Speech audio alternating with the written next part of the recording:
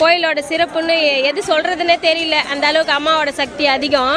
எல்லா கோவிலும் மாதிரி இருக்கும்னு நாங்கள் நினச்சி வந்தோம். ஆனால் வீடு கட்டணும்னு ரொம்ப நாள் ஆசை. சரி நீங்கள் வந்து குறி கேட்டப்போ கண்டிப்பாக வீடு கட்டி முடிப்பீங்க, நான் முடிச்சு தரேன் 6 மாதத்துலன்னு சொன்னாங்க. இங்கே என்னன்னா பேய் அப்படியே முடியாத தூக்கின்னு வரவங்க கூட இங்கே ரெடி ஆகி நம்ம மேலே சாமி வந்து சரி பண்ணி விட்டுறோம்.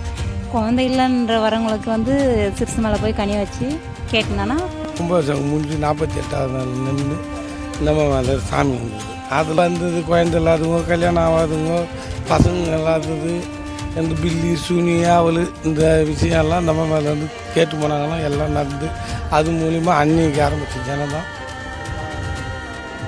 திருநாளாருக்கு போக முடியாதவங்க இங்கே வந்து ஒரு நாளான இந்த மண்ணை மெச்சிட்டு போனவங்க புத்தான வருவேன்னு சொன்னாங்க. அதே மாதிரி மண்ணு காலையில் போய் பார்த்தா புத்தா உருவாயிருந்தது. வாழ்வில் ஒரு முறையான இந்த சின்ன மலையில் மண்ணை மெச்சிட்டு போனவங்க கெட்டதாக சரித்திரமே இல்லை. நல்ல உங்கள் வாழ்க்கையில் ஒரு முறை இந்த மண்ணை வந்து மெச்சிட்டு போனாவே அந்த அவ்வளோ புண்ணியம்.